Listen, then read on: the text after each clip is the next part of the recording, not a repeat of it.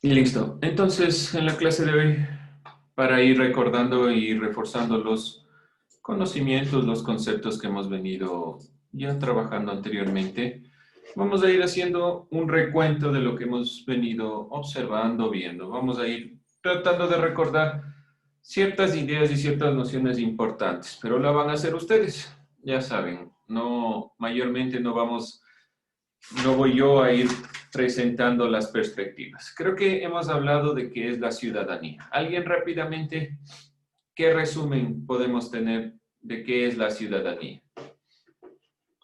¿Qué podemos decir que era la ciudadanía? ¿Qué representaba la ciudadanía? A ver, alguien. ¿Qué La recordamos? ¿Qué identidad es la ciudadanía? de ¿Sí? la identidad de una nacionalidad. Tiene que ver con la identidad y la nacionalidad, sí. Y como definición, ¿se acuerdan ciudadanía de dónde provenía la palabra? ¿Qué significaba? De la antigua, De nuevo, Fernando, no le escucho. de la antigua Grecia venía la palabra ciudadanía. Ya venía de la antigua Grecia. ¿Alguien qué significaba? Polis. Tiene que ver con las polis. Pero ¿qué significaba? ¿Cuál era el significado? ¿Nos acordamos? ¿Alguien se acuerda? Miembro de una comunidad o algo así era. Sí, pero principalmente, ¿qué era ciudadanía? A ver, ¿alguien más se acuerda? La palabra ciudadanía, no se olviden, viene del latín, civitas. ¿Qué significaba civitas o civitas? ¿Alguien? Ciudad-estado. Perfecto, ciudad-estado. ¿Por qué era importante esto? ¿Qué significaba la ciudadanía? Aquellas personas, como ustedes dijeron, están dentro de una polis. Las polis son las organizaciones de la antigua Grecia, pero civitas como tal, del latín, quiere decir aquella conformación de la ciudad del estado, donde cada uno de los personajes, cada una de las personas, tienen obligaciones, derechos y una conformación común, ¿sí? No se olviden la palabra civitas, ciudad-estado. Es importante para comprender posteriormente lo que iremos observando y recordando. Bien, entonces la ciudadanía es eso, es el pertenecer a una ciudad, a un estado. ¿Por qué se origina en Grecia? ¿Por qué es importante Grecia para la conformación de lo que será la ciudadanía? Grecia, como cuna de la humanidad en tanto su conformación, es fundamental porque es el precedente de lo que será la democracia y ciertos conceptos que nosotros hemos venido trabajando. ¿Alguien más? ¿Otra consideración sobre la ciudadanía? ¿Qué más vimos? ¿Qué más podemos recordar? Además, no se olviden la palabra civitas, ciudad, estado. ¿Alguien más? ¿Otra idea? Bien, vamos entonces recordando. ¿Qué conformación podemos observar en la imagen? ¿De qué ciudad, de qué país estamos hablando? Sería de Grecia y que los ciudadanos eran, los únicos que eran considerados ciudadanos eran los hombres y los militares, mientras que los extranjeros, esclavos y mujeres no se consideraban ciudadanos, no tenían derecho al voto. Muy bien, muchas gracias. No se olviden qué otra cosa hablamos los ciudadanos en Grecia. Hablábamos de la democracia directa. ¿Qué significaba democracia directa? Vamos primero con la palabra democracia. ¿Qué es democracia? Yo, dicen yo. ¿Ya? A ver, Fernando. Democracia viene de la palabra demos y kratos, que significa poder del pueblo. Ya, muy bien, es el poder en el pueblo, pero como nosotros veíamos, el pueblo era considerado solo los ciudadanos, es decir, hombres, las mujeres, los esclavos y los extranjeros estaban relegados de la consideración de la democracia. ¿Y qué era directa? ¿Por qué era directa en Grecia? ¿Por qué era una democracia directa? ¿Alguien? O sea, las personas que podían acudir directamente a los que estaban, no sé, destinados a las leyes y todo eso. A gobernar, sí, perfecto. Sí, Shirley, muy bien, gracias. Entonces, llamamos democracia directa. Democracia, el poder del pueblo, en este caso, solo los llamados ciudadanos. Los ciudadanos pueden acercarse directamente a participar, dar su opinión con los legisladores, aquellos que gobiernan toda la antigua Grecia. Muy bien, conceptos importantes entonces que debemos recordar, principalmente el término democracia, ¿sí? Y la consideración de la democracia directa. Democracia, poder del pueblo, democracia directa en Grecia, porque cada uno de los ciudadanos pueden acercarse libremente a opinar. No sucede eso en la actualidad. Ya iremos puntualizando cuáles son los elementos de la actualidad. Ahora, dentro de esta imagen, ¿qué podemos dilucidar aquí? ¿A quién pertenece y qué nos quiere decir? ¿Alguien? ¿Alguna idea? ¿En qué A se la antigua diferencia de la Roma. anterior? ¿Sí? Era de la antigua Roma. ¿Ya? Sí, ¿Diferencias con la antigua Grecia y Roma? que en la Roma existía un solo gobernante, es decir, un rey, algo así. Ya hablamos del César, no se olviden, No se olvide. pero acuérdense, antes de que continúe, voy a puntualizar algo que debemos recordar. Grecia tiene dos partes, es decir, la parte republicana y cuando vienen los Césares. Eso no se olviden, en la parte republicana existía la democracia. Dentro de esa consideración vamos a ir hablando quiénes son ciudadanos y quiénes no ciudadanos, ¿sí? Después con los Césares hay ciertos cambios, el emperador también manifiesta ciertos cambios, pero ciertas consideraciones se mantendrán.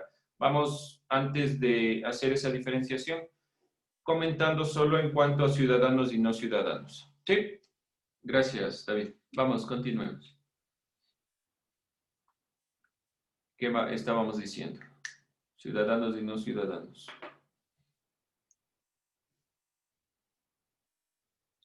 Diferencias entre Roma y Grecia.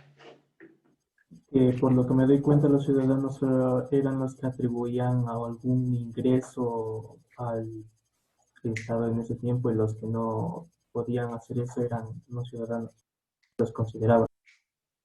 ¿Ya? ¿Algo más? ¿Alguien más sobre la ciudadanía en la antigua Roma? Se podría ver que los ciudadanos eran como los guerreros, no se basaban así en los guerreros, en cambio acá están los nobles, se podría decir como los filósofos y así. Ya, muy bien. Hay una estratificación más amplia. No se Eh, olviden sobre todo que los plebeyos, es decir, la clase, en este caso, trabajadora, sobre todo los comerciantes, van teniendo un sentido importante dentro de la Roma antigua. ¿Alguien más? que la familia de Roma estaba constituida por los patricios, que eran ¿Y a como quiénes eran los patricios? era la cabeza del hogar el que elegía qué hacer y qué no hacer.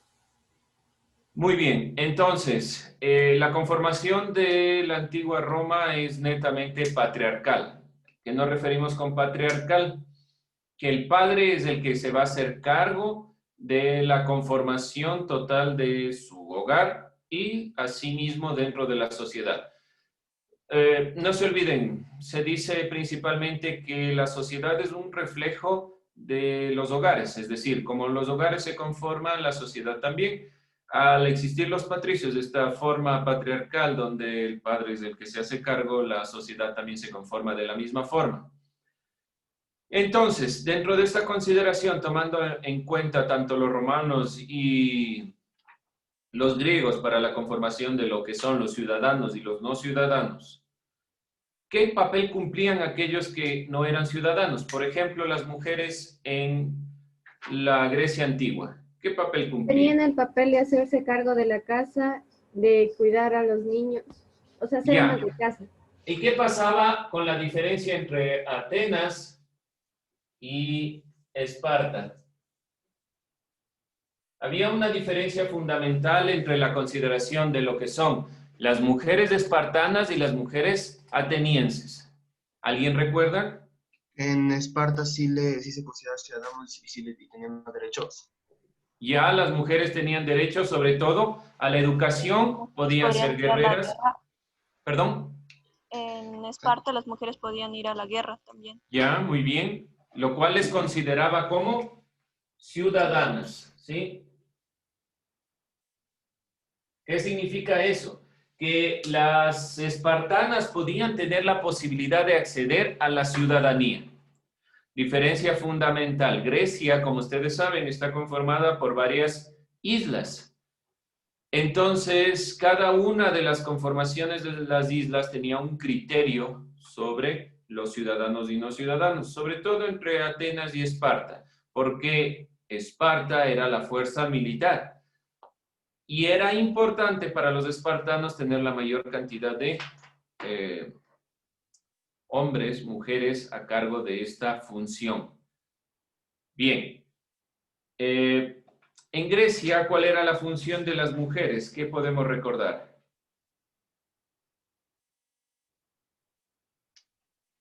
¿Qué hacían las mujeres en la antigua Grecia? Ellas también podían salir acompañadas de sus esposos. Ya, dependiendo de qué principalmente, no se olviden, del estatus. Una de las consideraciones de la Roma antigua, sobre todo, es que hay un estatus social. Acuérdense que las mujeres de un cierto estatus social tenían mayores privilegios. En cambio, si hablamos de esclavos y hablamos de los que no se consideran ciudadanos, tienen unas consideraciones diferentes.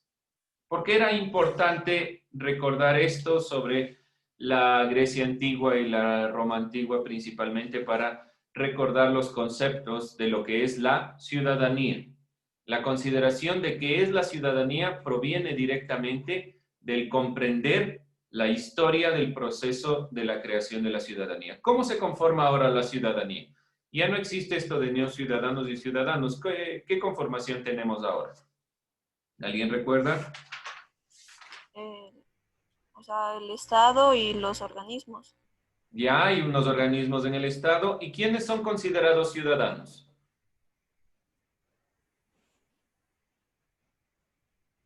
Ahora, ¿quiénes son considerados ciudadanos? Quienes tengan la cédula. Bueno, la cédula le dice a usted si pertenece a este territorio, pero en realidad ahora todos tenemos derechos y uno de los derechos fundamentales es justamente la ciudadanía, ¿sí? No se olviden de eso. El papel nos identifica como parte del territorio, ya sea del territorio ecuatoriano o cualquiera que éste sea, pero los derechos humanos garantizan la ciudadanía. ¿Sí? Si en algún momento tenemos tiempo en este año, hablaremos sobre los apatria, pero es un tema aparte. Los derechos humanos garantizan que tengamos ciudadanía. Y justamente eso me permite introducir un tema que es fundamental y que hemos venido trabajando durante bastante tiempo, sobre la consideración de derechos humanos. ¿Cuándo se conformaron los derechos humanos? ¿Alguien recuerda? En la Segunda Guerra Mundial. A partir de la terminación de la Segunda Guerra Mundial. Segunda Guerra Mundial, ¿alguien recuerda años? Era de 1939 hasta el 1945. Ya, muy bien, 45. ¿Qué organización genera la Declaración de los Derechos Humanos? La organización... La ONU. La ONU. Sí, muy bien, la Organización de las Naciones Unidas, perfecto. ¿Cuál era la consideración? Entonces, no olvidarse, fecha fundamental, fin de la guerra 1945. Hecho histórico de 1945 por lo que acaba la guerra. Las bombas de la nucleares. Las bombas.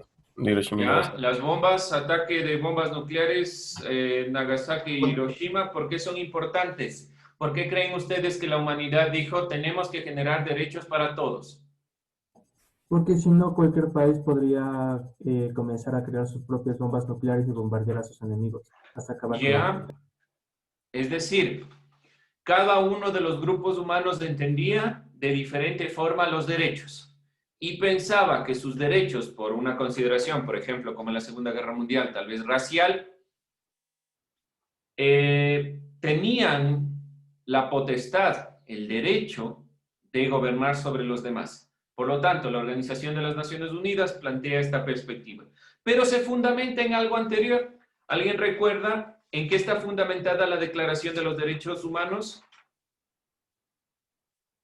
¿Nos acordamos? A la Primera Guerra Mundial porque se querían repartir territorio de esclavos que eran países en África. Ya, antes de eso, antes de la Primera Guerra Mundial, siglo XVIII. La sobreexplotación de los trabajadores.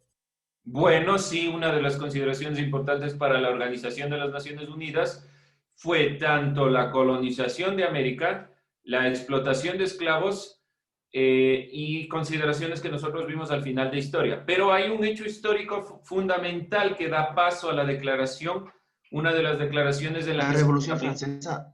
Perfecto, la Revolución Francesa. Año de Revolución Francesa. 1789. Muy bien, 1789.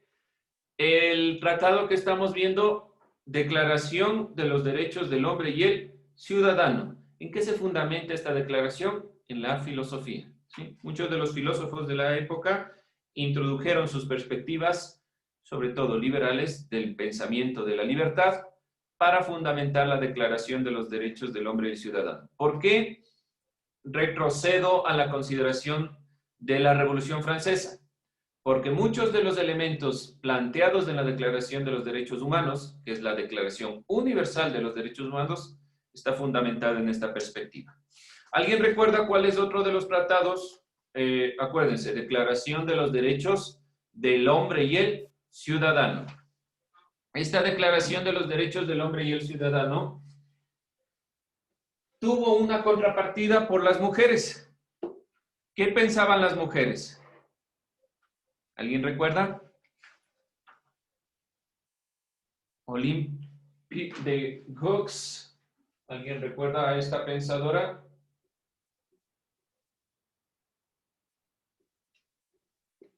¿Nadie se acuerda qué decía? ¿O cuál era su planteamiento? Olympe de Gouges. ¿No se acuerdan? ¿Alguien recuerda cuál era la situación de las mujeres en 1789? Vamos. No tenían casi derechos. Ya, casi no tenían derechos. Seguía siendo un sistema patriarcal. Aun cuando la liberación era para todos, la perspectiva seguía siendo solo de un grupo social.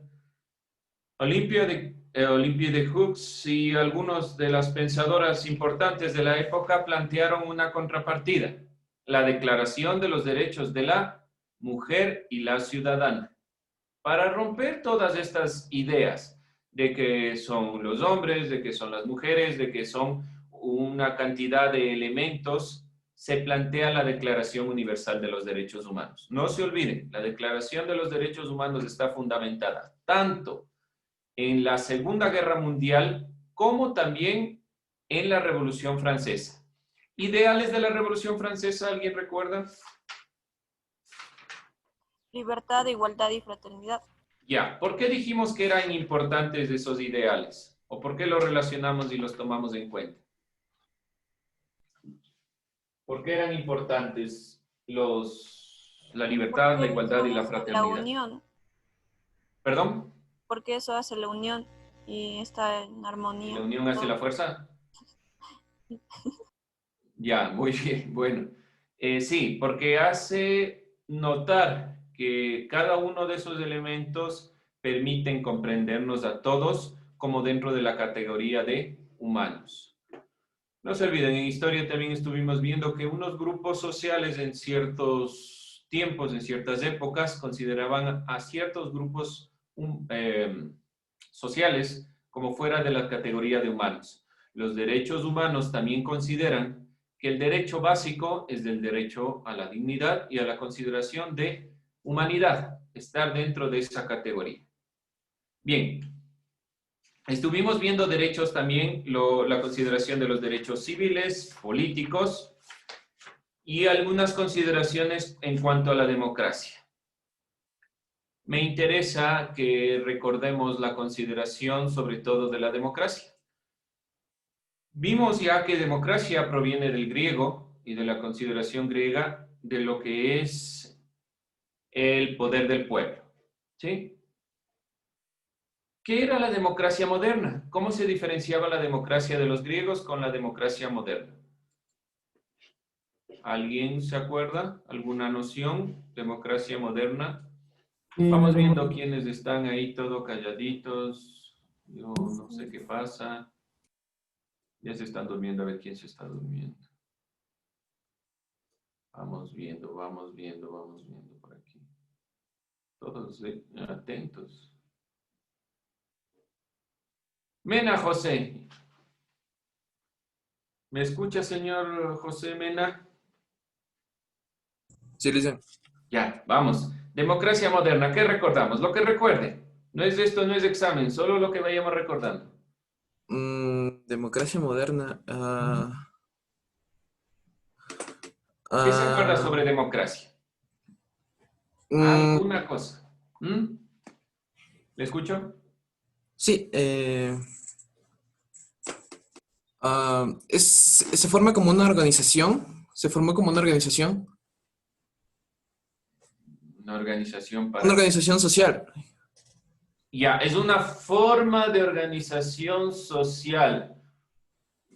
Ya, a ver, dejémosle en cuanto a la democracia, si es el poder del pueblo, podemos decir que el pueblo organiza, sí, podemos decir que es una especie de organización social. Sí, es una conformación social. ¿Algo más? La democracia moderna está el voto para elegir bien un gobernante. Ya, una de las consideraciones importantes que se plantea después de las consideraciones propias de la antigua Grecia es el voto. El derecho fundamental al voto permite el incremento de la democracia, ¿sí? Todas las personas, si el poder está en el pueblo, todos y cada uno de los ciudadanos tienen acceso al voto, que significa que están cumpliendo su derecho, el elegir a sus gobernantes. ¿Algo más? Democracia moderna, ¿qué se diferencia con la democracia de los griegos? Algo se dijo al principio. Que la democracia de los griegos era que los ciudadanos se podían acercar automáticamente y fácilmente a los que estaban en el poder para decir sus problemas, y es a comparación de hoy en día que hay que hacerlo por mediante de organismos que es el poder, me olvidé el nombre, bueno, algo así era. Está bien, Fernando, está bien. La consideración de que la democracia directa en los antiguos griegos, uno podía acercarse al gobernante para poder expresar su opinión. En la actualidad no se trabaja de la misma forma. Ahora llamamos democracia representativa. Tenemos representantes que son la voz del pueblo. Cada uno de los ministros, cada uno de los gobernantes, hablemos presidente, vicepresidente, son la voz del pueblo. ¿Qué significa esto? Significa que ellos deciden lo que nos conviene o no. Y para poder acercarnos a exigir nuestros derechos, hay que seguir ciertos procedimientos. Eso era en cuanto nosotros hablábamos de la burocracia, ¿sí? Vamos ya luego a entrar a esa consideración, pero es uno de los parámetros más claros de la diferencia entre la democracia moderna y lo que era la democracia de los griegos. Había puntualizaciones también en la consideración de la democracia moderna. Podemos irlo recordando mediante, vamos incrementando nuestro conocimiento. Bien, dentro de estas consideraciones, en la democracia moderna, ¿qué gobiernos no entran dentro de la categoría de democracia? Las dictaduras. La dictadura, ¿qué más? ¿Alguien más? ¿Algo más dijeron? La monarquía. La monarquía y la dictadura son los principales, o las principales formas, o los principales medios por los cuales no encontramos la democracia. ¿Cómo es un gobierno dictatorial? ¿Quién es el Es dictador? mediante el poder militar. ¿Ya? ¿Algún ejemplo? ¿Alguien? ¿Algún ejemplo de una dictadura? La cubana, dice. Venezuela. Venezuela. Cuba, ya, por ahí vamos. Venezuela hay que tener un poco de paréntesis con Venezuela porque está dentro de un proceso algo cambiante. Venezuela de conformación, aunque ustedes me digan, sí, siempre ganaba el mismo presidente, tenía elecciones. ¿Eran falsas? Tal vez sí, eso habría que hacer un análisis profundo, pero había una cierta democracia porque el pueblo iba a votar. Pero en Cuba no. En Cuba hay una transición en la actualidad. Tienen por primera vez un presidente, pero la larga historia de Cuba ha sido el comunismo. Y en el comunismo la dictadura es el principio, donde existe una sola persona que por lo general se ha presentado desde las conformaciones militares y que está a cargo del poder. ¿En qué se diferencia el presidente del dictador? ¿Alguien? ¿O son iguales? ¿Qué características tiene un dictador?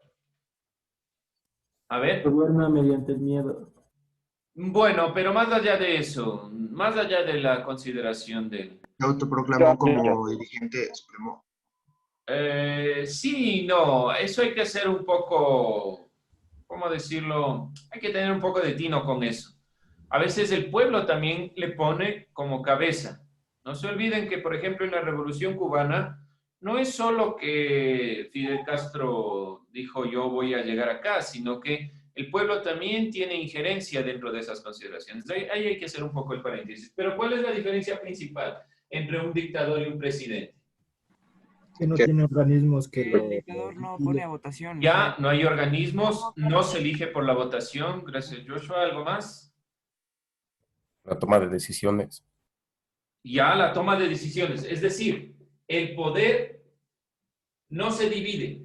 El poder del dictador es uno solo. Solo él decide tanto por lo que se va a hacer con el dinero, con la educación, con cada uno de los parámetros. A eso nosotros le llamábamos la división de poderes. No se olviden, ¿cuántos poderes tiene el Estado ecuatoriano en la actualidad?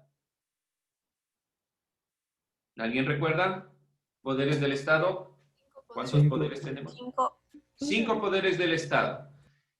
Mientras más se divide el poder, en más manos recae, lo que significa que existen más cabezas que pueden pensar sobre la dirección. Que haya o no funcionado en el Ecuador, esa es otra situación. ¿Que funcione directamente en la consideración de la democracia? Sí, porque mientras yo tengo presidente, vicepresidente, tengo varios ministros, secretarías y demás, hay más gente que me puede decir cómo guiar.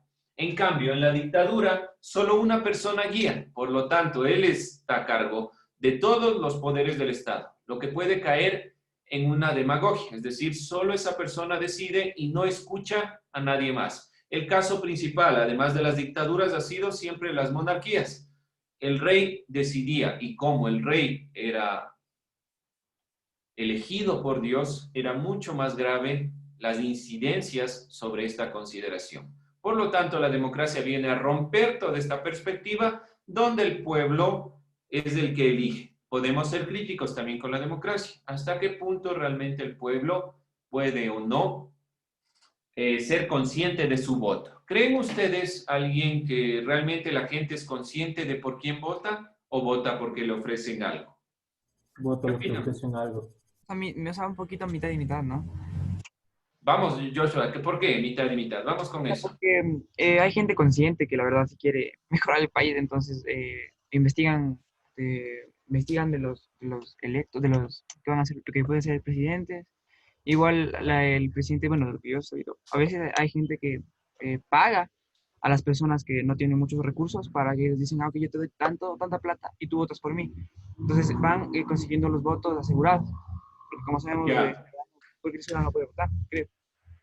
Bueno, muchas gracias. Ahora, si nosotros también regresamos a la materia de historia, porque es importante nuestra historia. Si nosotros vemos presidentes de Yamil Maguad, de Bucarán, el mismo Rafael Correa, las mismas consideraciones de lo que ha sido la historia del Ecuador desde la muerte de Jaime Roldós hasta la actualidad, parece que los ecuatorianos, por ejemplo, no hemos llegado al proceso reflexivo de la democracia. Seguimos eligiendo dentro del proceso de a ver qué me ofrecen. ¿Y por qué digo esto? Porque la consideración de la ciudadanía, o por lo menos esta clase de ciudadanía, debe ayudarles a ustedes como los que ingieren directamente en la consideración de las elecciones, porque su voto es aquel voto joven que va a ir desde los 16 hasta los 18 años, desde los 18 años, considero yo, hasta los 30 años, un voto que debe irse direccionando de una forma coherente. Estas consideraciones de la clase de ciudadanía no son solo para saber cómo vivían los griegos, sino cómo para desde esos hechos históricos que tenemos podemos ejercer de una forma correcta la democracia y generar un proceso por el cual todos salgamos beneficiados, no solo un grupo. Estamos viendo que uno de los problemas principales en la actualidad es la corrupción y se va incrementando. A pesar de que estamos dentro de un proceso complejo y este proceso es el que estamos viviendo en la actualidad, tenemos problemas en la actualidad.